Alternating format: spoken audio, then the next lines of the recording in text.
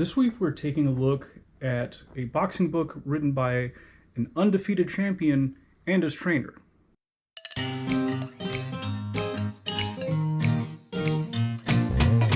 Hi guys, my name is Joe and welcome to Fighting Words, the martial arts library. On this channel I review martial arts books and talk about other martial arts related subjects. Subject of today's review is Rocky Marciano's book of boxing and bodybuilding, published in 1957. Now, the authors who are credited are Rocky Marciano, whose name probably helped sell the book, Charlie Goldman, who was his trainer, and there's also a judo/self-defense section by a gentleman named Bachman. For Marciano, he was an undefeated heavyweight champion. He went 49 wins with 0 defeats and defeated the likes of Joe Louis and Jersey Joe Walcott. There were some pretty big names, even though, in fairness, Louis was past his prime at the time. Goldman is primarily known for training Marciano, but he did train other fighters, and in addition, during the early portion of the 20th century, he was himself a boxer as a bantamweight. I couldn't actually find a whole lot of background on Bachman. The judo that's presented here is very much self-defense stuff. You know, like somebody swinging at you and you grabbing their arm and turning it into a wrist lock. So I don't really know what his full background was. It's worth noting up front that most of the actual boxing chapters are written by Goldman. And I think this is actually to the benefit of the reader. With respect to Marciano, generally the trainers are better at articulating what someone should do in a fight as opposed to the fighter themselves. We begin with chapter 1, which talks about the importance of fitness, and that includes things like self-esteem. The authors choose many times to use stories to sort of illustrate their points, and in this one we get examples of someone who never trained, who's physically unwell, and someone who trained a little bit and then let it drop off after they got out of school. They're like, both these guys had poor self-esteem because they didn't have consistent training. Since this book is sort of designed sort of a do-it-yourself manual, we also get in this first chapter how to construct your own workout equipment. This includes things like dumbbells, rudimentary pulleys, and a weighted stick, so basically a broom handle that has like sandbag weights going down its length. The next chapter is, the title is The Body, and it's pretty much on nutrition, but also sort of sketchy nutrition. You know, I don't think they place a lot of emphasis on proteins, for instance. When they're listing like good foods, they list milkshakes. I don't know if they made milkshakes differently in 1957, but they're not distinguishing between like protein powder, protein shakes, and just, you know, ice cream. So, you know, there are several nutrition instances listed on here that are not current with the modern nutrition science. That's followed up with a chapter on how the different muscles of the body are used in boxing. Following that, chapter 4 gets into the different exercises.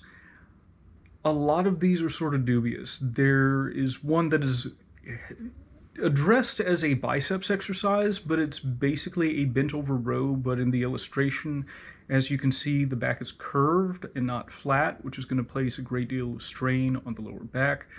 This is not recommended. They lean heavily on sit-ups, which a lot of programs were still using into the 1990s, but we know that, generally speaking, they're, again, bad for the lower back. There's a neck exercise described here where one, you know, quickly twists the neck to, you know, either side. Like, no, that's going to mess up your cervical vertebrae. Don't do that. You know, I mentioned some of these exercises were illustrated. Some of them are simply described, so you'd sort of have to imagine what they look like yourself. You know, not all of them are bad, but enough are for me to go like, don't do these. The next chapter logically follows on to this one in that it lists a routine for incorporating these exercises, you know, the days of the week to do it and how many reps and all that.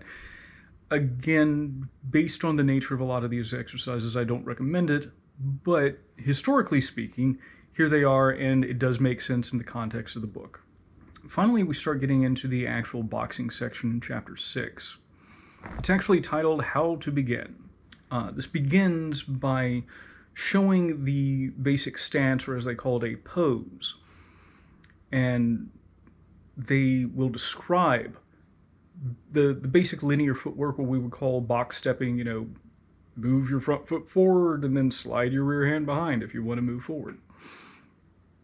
It does end with an instruction on how to build your own bag, so they are really prepping you for the boxing in this section. Beginning with Chapter 7, we get into the major punches.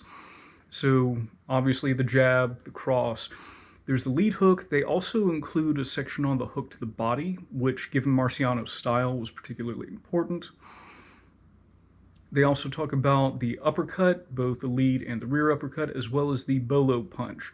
Most of these are illustrated, and you can see here the illustrations have pretty solid lines. They're pretty easy to understand. Some aspects, for instance, the bolo punch, are not given an illustration. But again, the descriptions are pretty easy to follow along. After that, we get the defenses versus the various punches. Some of these are illustrated, some are not. I'd say about half of them don't get an illustration.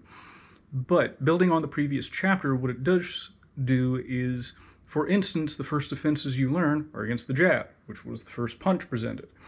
And then it goes on to the rear straight or the cross, which was the second punch presented, and here's how to defend against that. Chapter 9, again, sort of builds off of that. It's on counterpunching. All of these counters begin with a defense. So after one defends, here are the appropriate punches to counter that punch with. And following that, we get a chapter on combinations, which are given a few paragraphs apiece to sort of not just describe what you're doing, but why you're doing it. For instance, there's a jab followed by a rear uppercut, and they note that that's good against someone who's ducking against the jab. In this instance, the uppercut will sort of land as they're moving into it, which will increase the power of the punch because you're creating a collision. Chapter 11 is more of an intro into the next 3 chapters, which actually get into things like infighting, feinting, and defense. Not just defense against the punches, but how to behave as a defensive boxer.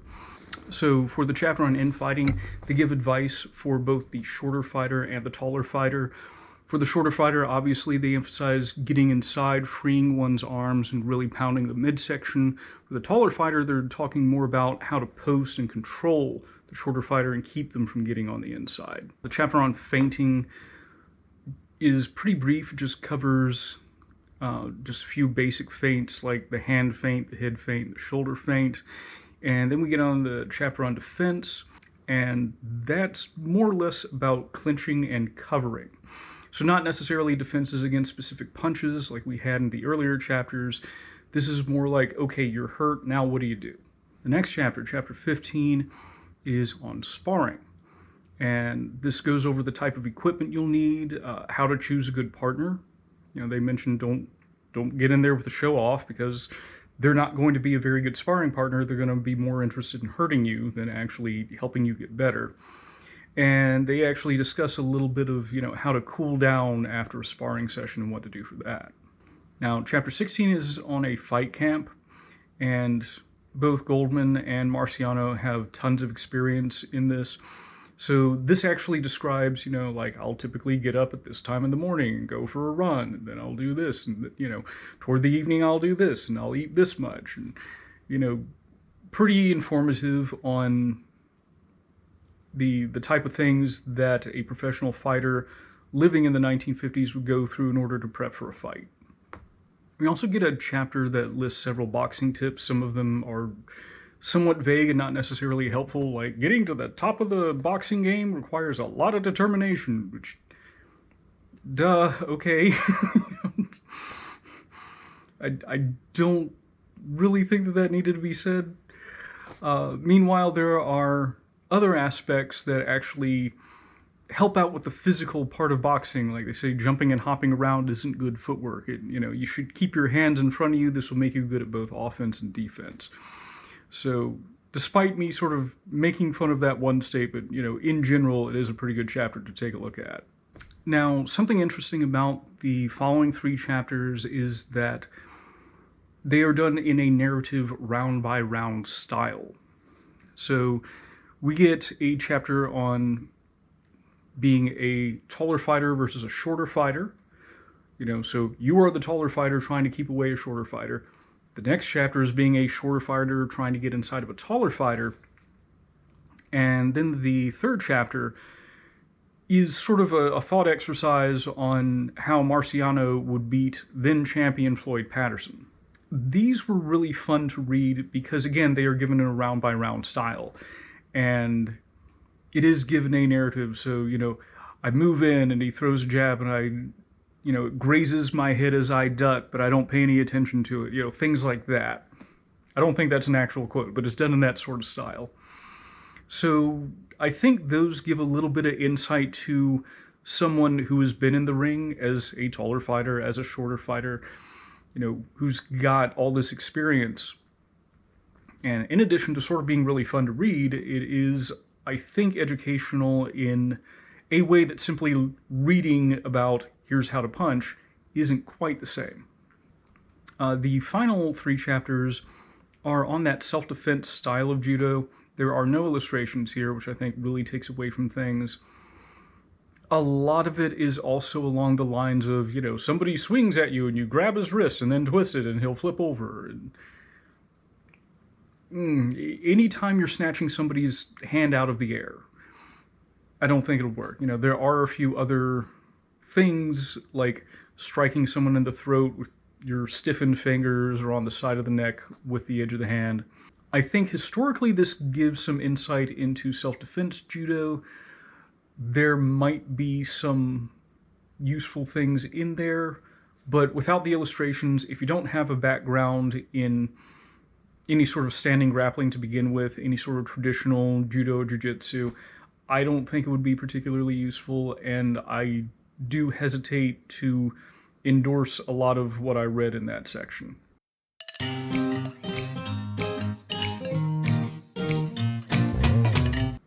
As far as the pros go, as I mentioned, the sort of narrated round-by-round stuff, I think, is a plus, not just for entertainment purposes, but to sort of get inside the mind of a fighter. Similarly, I think the fight camp section was helpful, again, getting inside the mind of people who, fought time after time after time at the highest level. The boxing basics themselves are very solid. They do mention in there eventually someone's going to develop their own style, but you need to start with these basics. The basics themselves are great. Everything from, the punches, the defenses, the counters. I think there could have been a little bit more on feints, for instance. I do like that it included sort of that infighting and clinch stuff in there. So yeah, good boxing fundamentals.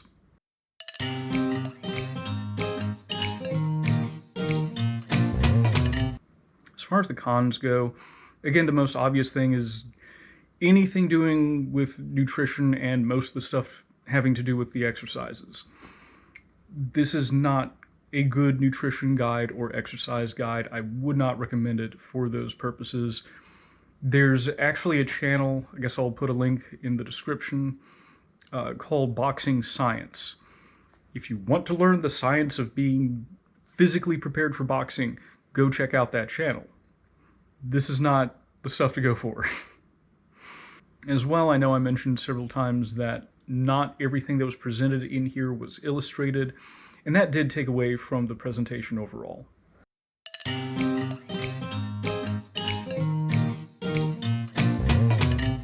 So, as far as recommendations go, I think if you were a fan of old-time boxing, I think if you were a fan of, boxing champions, the historic boxing champions, I think this has a lot of sentimental and also strategic value.